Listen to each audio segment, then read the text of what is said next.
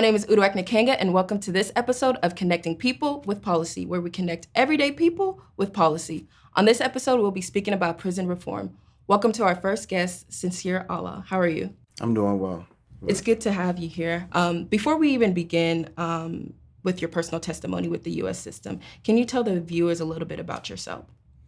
Well, I am recently released. I was pardoned from the Virginia State Department of Corrections after serving 24 years from the age of 18 to 42. I've been out 1 year now, 1 year and a few months.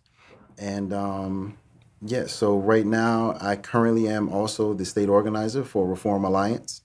And for those that may not know what Reform Alliance is, it's a prison reform, criminal justice reform, social justice reform, advocacy organization that aims to change hearts and minds. And through policy, we hope to affect positively over 1 million lives. Like that is our overall goal, is to make sure that we're looking at each and every state, because we're a national organization, not just in one state. But I currently am the organizer in Virginia, and in Virginia they have passed legislation, HB 2038, back in 2021, that affected anyone who is on probation or parole within the state of Virginia right now, and if they are technically violated, they will not be reincarcerated. So that was a big step. And you said you were 42 right now? I'm 43. Oh, you're 43? I'm about to be 44. The viewers need the skincare routine because you look really good for 43, just putting that out there. Thank you, I appreciate it. But how was like your childhood growing up? Well, my childhood, I bounced around a lot from Virginia to Boston. My mother was married and she ended up moving to Virginia. She married a guy that was in the military. And when I was young, 8, 9 years old, I came to Virginia. Then I spent the summers back in Boston. And then eventually I ended up moving back to Boston. I got in a lot of trouble. I didn't want to be in Virginia, so I acted out as a child, and I got in a lot of trouble. By the time I was 12 years old, I was a convicted felon as a juvenile. I started selling drugs, involved myself in the gang activity out there, and I was headed down a path of destruction, like self-destruction, and it led me into a very dark place at a very young age. Thankfully, I was able to get out of that place as a teenager when I moved back to Boston. However, circumstances sometimes dictate the agenda. So while I was in Boston, I ended up getting in trouble in school for a fight, and that caused a rift in family ties with myself, because people felt like I may revert back to that old attitude and behavior, when in all actuality it was just a fight. But that sparked a bunch of things that led me essentially back into that lifestyle. I was forced to come back to Virginia because I was still on probation and parole, and because of the family issues I had in Boston, they were like, well, you have 2 options. You can either be incarcerated until you're 18. Now, this happened when I was 17. Oh, wow. Or you can come back to Virginia until you're 18, and then you can do what you want to do. Well, by me coming back to Virginia, it just opened the door for me to have access to the same individuals, the same circumstances, and the same opportunities that I had when I was running in the streets as a preteen. And that proved to be very detrimental to me. So something that you said that I don't want it to pass people's minds, but you served 24 consecutive years. Yes. Just me as myself as a 24-year-old, I can't imagine serving my entire life pretty much incarcerated. So before we get into like what led you into the system, I want to know what kept you going within that 24 years, because anybody can lose their mind for 24 years is a lot. It is, and unfortunately, I saw a lot of individuals come in. You gotta think back for just a bit of some context. So the mid '90s, there was a heavy push. Early to mid '90s, there was a heavy push for states to be, or the whole U.S. to be tough on crime. Yeah. So the Bill Clinton crime bill really pushed an initiative to have individuals viewed, black and brown, as super predators. Mm-hmm. So the philosophy was, we're going to build prisons. We're going to put more people in more prisons for longer terms of sentences than ever before. Like that was the thing. Death penalty was key. So things were really, really heavy. And for adolescents like myself, serving those exorbitant sentences did a lot of harm, not only to our communities, but or to us as individuals, but also to our communities. Yeah. And I say that because the trauma, people often don't think about the trauma that prison, that individuals that are incarcerated take on. And some people do not fare well under those circumstances. I hear a lot of times people are under the misconception that prison changes you, but it doesn't. Prison reveals you to who you are. It reveals you to yourself.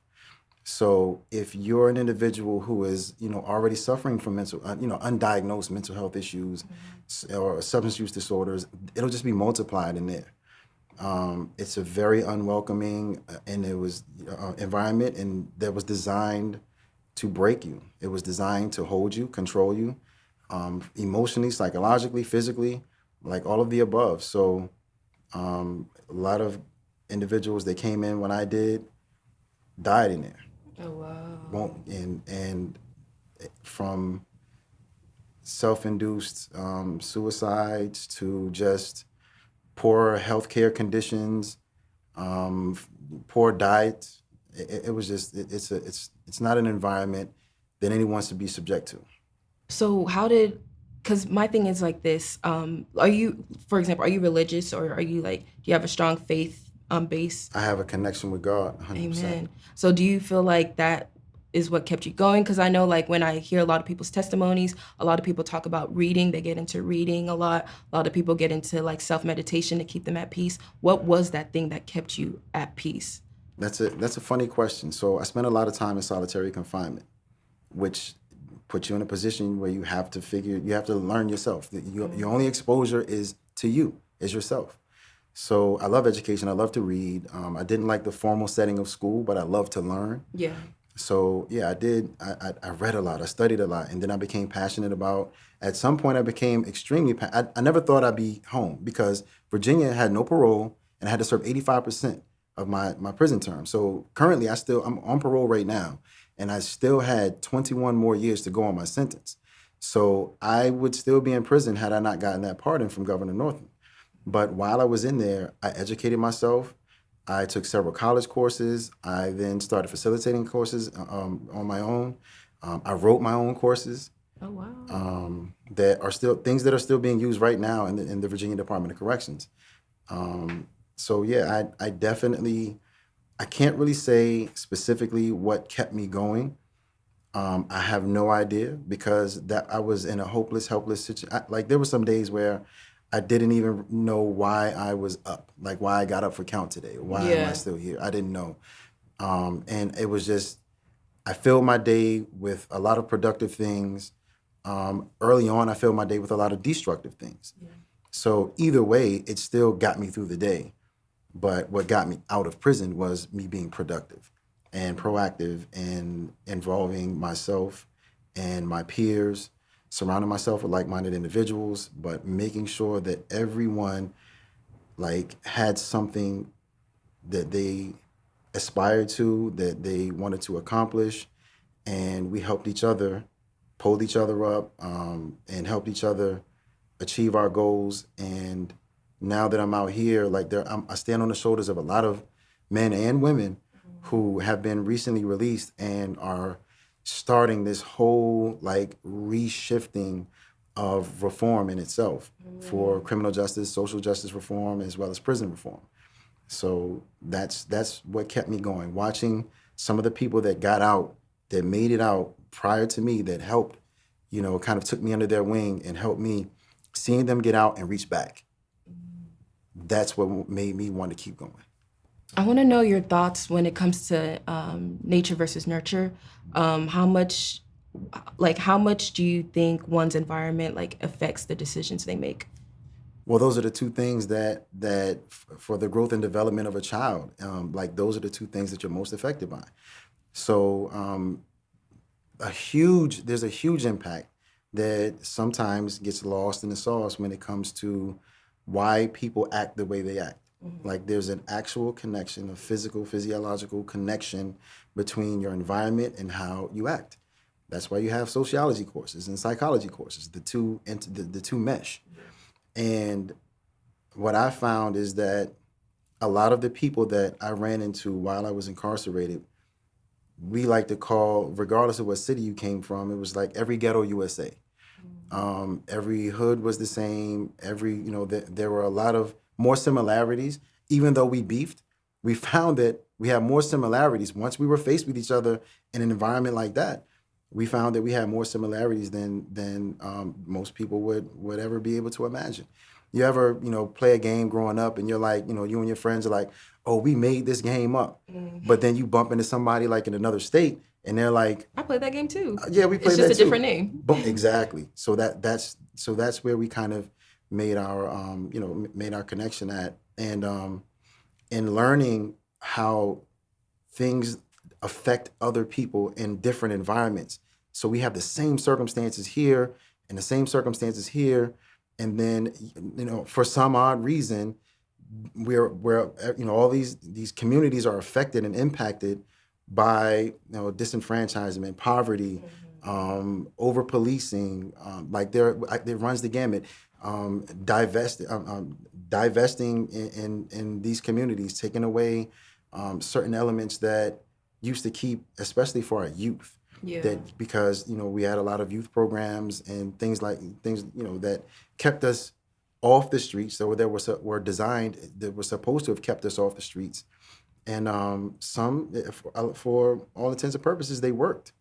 And then the government in the 90s, like I said, made that shift into taking away from the communities and saying we're going to invest more in incarceration than education, They than make more money that job. way Right. as There's well. there's a lot of money, billions of dollars being made annually through the prison industrial complex, 100%. So yes, but to see individuals come from those neighborhoods and be adversely affected in the same exact way as I can identify now. Like I could see myself in some of these people, and the same with me. They could see themselves in me, especially the older generation. Like coming in, they'll look at us and say, I was just like you. Exactly. Now I do the same thing when I see the younger generation. It's like, man, I was just like you. Like I know I know what that pain feels like. I know exactly what you're going through. So to be in that environment and see, or to be inside and see how all of us have that one thing in common, like our environments kind of shaped us, regardless of how much we may have been nurtured at home and by our parents, by our teachers. Eventually that kind of faded away because we're exposed more to the outside than the inside. Mm. You said earlier that you were pardoned by Governor Ralph Northam. Northam. How was that process like? Because you were pardoned last year, January. So in my opinion, you're still like freshly like new in society, like not even a full 2 years, like a year and a half. And you've accomplished a lot more than what people do in a lifetime. So like how was that process of getting pardoned, and how did that go? How did that even come about? Okay, so my best friend, my most staunch advocate, she literally like took the bull by the horns and advocated for me in a way that only she could. And what I was tasked with is making sure that I made myself as representable as I possibly could. So I took every program the Department of Corrections had to offer. And then when I was done with that, I facilitated those programs. When I was done with that, I wrote my own programs. When I was done with that, myself and another group of individuals decided that we wanted to have a therapeutic community, first ever of its kind, mental health, substance use disorder community within the Department of Corrections. We were successful in that. And so at that point, I kind of realized that like I'm just here to serve time. Like there's nothing left for me to do. I would go to my annual review every year and they would say, we don't have anything for you, Sincere. I'd be pleading my case. I would, write letters to legislators. I reached out to, podcasts and I did a lot of advocating on my behalf, but there's nothing like having a person that can bring a human element to an individual who is responsible for your freedom. So just a little bit of context. I was pardoned. I wasn't eligible for parole, and I still had to serve 85% of my sentence. So for me, I had no appeals left. I had no other recourse than executive order. So without that, I'd still be in prison. executive order nationally, but especially so in Virginia, is the odds of you getting that is like people Slim talk to about none. 1 in a million. It's like, yes, it's that is truly a one. It's so rare Yeah. that most people don't even think about it as being an option Yeah. because it's essentially it's not an option unless you have, like, for me, all the stars were aligned. There was a legislation in place that had a different idea and a philosophy about what the corrections department is supposed to do. Mm-hmm. And if a person has been reformed in the eyes of the correctional system, like if you have a correction system designed for me to take all these programs, complete these programs, and then show you that I can, now be, a positive and productive member of society. Once I've done that, why am I still sitting in prison? It makes absolutely no sense. Thank Now I'm you. wasting that. Now I'm wasting. I'm being a wasted resource. And taxpayer money in a And sense, there's yeah. so many resources being wasted right now in prisons just because they want people to serve time. No other reason. So with that kind of mindset in place, that kind of psychosis in place, it was very difficult for us to get an empathetic ear from the inside. Mm-hmm. So we depended on individuals outside to represent us. And by her speaking to other advocacy organizations on a national as well as the local level, for example, FAM played a huge role. Families Against Mandatory Minimum played a huge role in me and my release. They did an entire documentary series. Like they actually got my story out there heavily and advocated for me on and the sentencing project. Like there are a lot of the humanization project. Like I can go on and on about the organizations that I was able to reach, myself as well as through her. And then some legislators got a hold of my story and my case. And because of COVID, there was a push for, the release of individuals who were more susceptible to death as a result of I have asthma. So my name was put in a hat, but unfortunately I didn't get through. But because my name was already in that hat, there was a law firm that saw my case and took an interest in the case itself, Williams Mullen, huge law firm here in Virginia, and they were like, we want to do something about this. We want to, they interviewed me and vetted my case through and through, and were like, you shouldn't even have been in prison in the first place, let alone still be sitting there. So Brendan O'Toole definitely saved my life, essentially. How was like your transition back into society? Was there anything that you struggled with personally that you weren't anticipating? How was that transition from prison to society? Yes. So housing, employment, Ooh, and the say that again. technological advancements were a plague for me. So because of how I was released, I didn't go through the like a halfway house program. There was no preparation because a pardon, you don't, there's no, once the governor says this person can You're go, out. you're out right then. Yeah. So I had no preparation time. So they literally called me after there was a COVID outbreak at the prison I was in. We had been sleeping in a gymnasium, just our pod. I was a cadre at this institution, the only receiving center here in Virginia. And they had all of us sleeping on cots in the gymnasium. And every morning we had to do COVID checks. So we had to take COVID tests every, couple of days. So this one particular day, we had no phones, no kiosks to reach out. Our mail was stopped because so many people had gotten moved to so many different places, they couldn't find people. So they just stopped all our mail. Then the people in the mailroom were getting sick. So I had no communication with the outside world. I didn't know I got pardoned. Are you serious? Yes, I did not know. Not only did I not know, but when they were trying to call the prison, because they were such short staffed, no one ever notified myself and there was another individual got out the same day as me. And so I didn't know, I had no idea.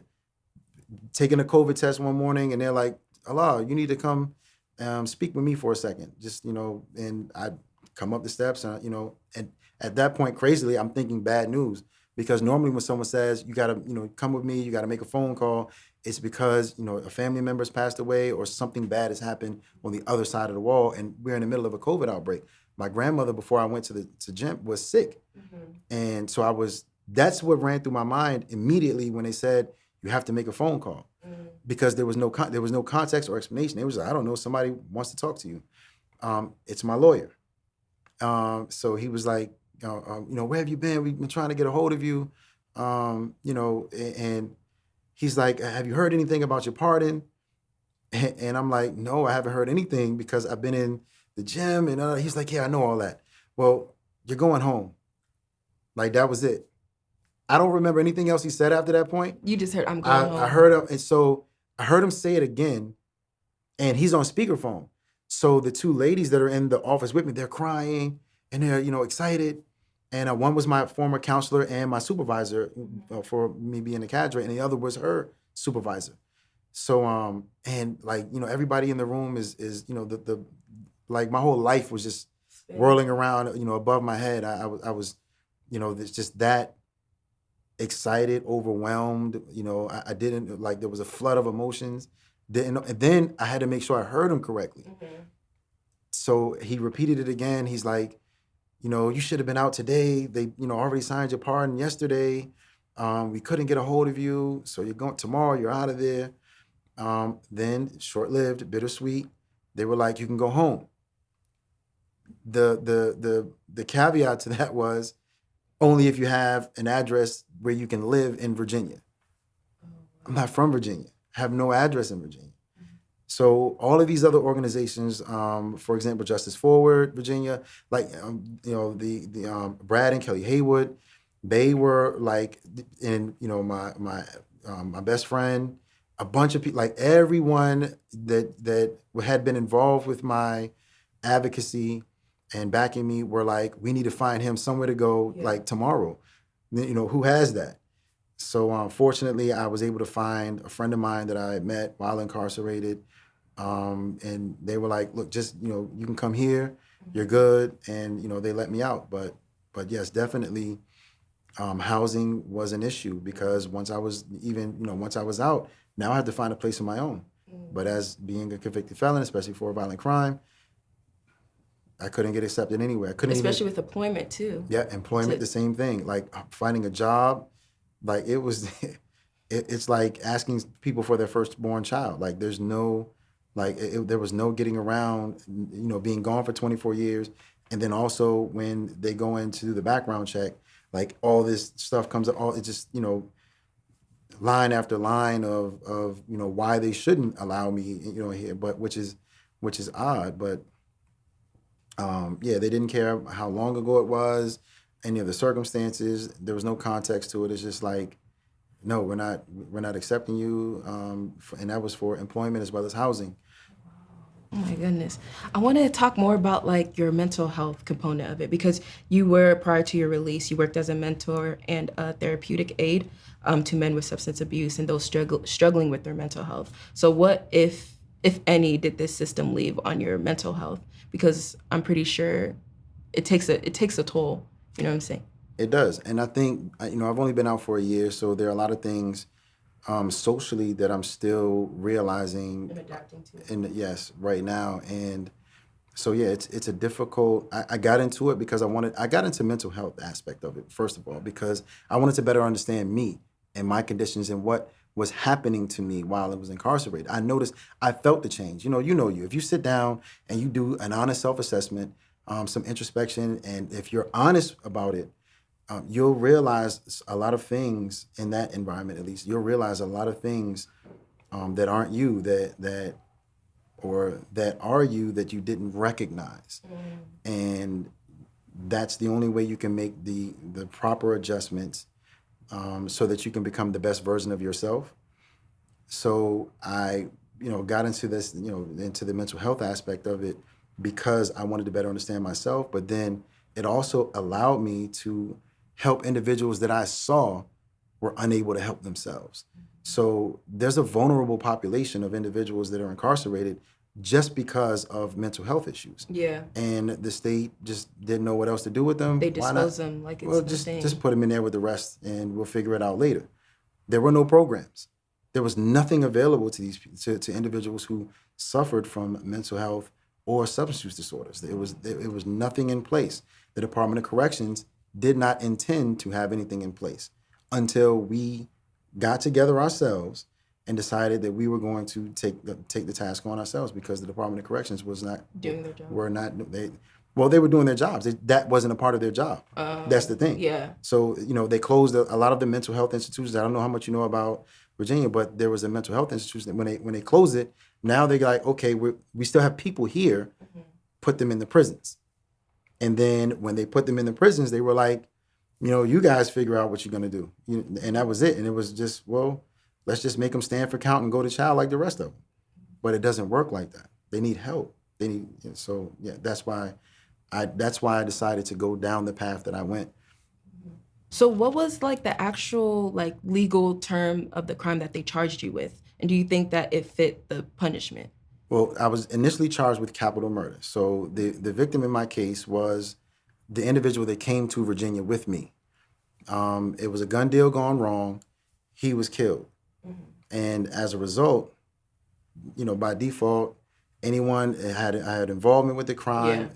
So in Virginia, if you and I go into a bank right now and we rob a bank and the bank teller, or the security guard kills you, I get charged with the homicide. Yeah.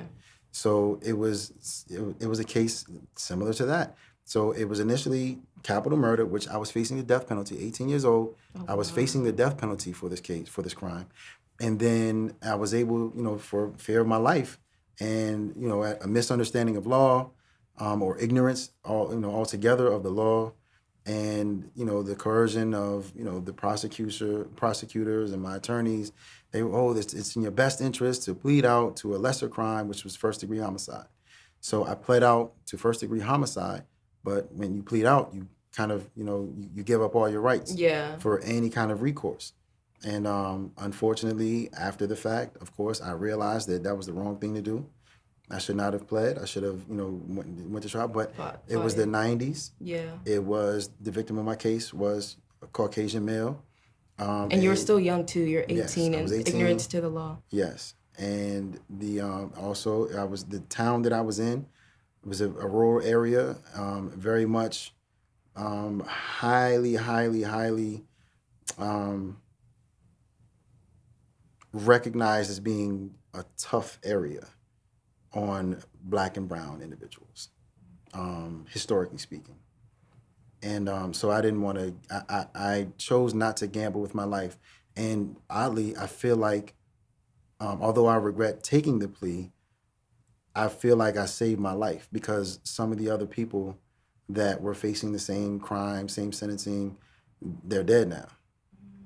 So I feel like I'm still alive because I made that decision, but it also cost me 24 years and probably, irrectifiable damage, to me, for the rest of my life. Like it's irreversible. Some of the things that I'm probably going to experience for the rest of my life. Oh, wow.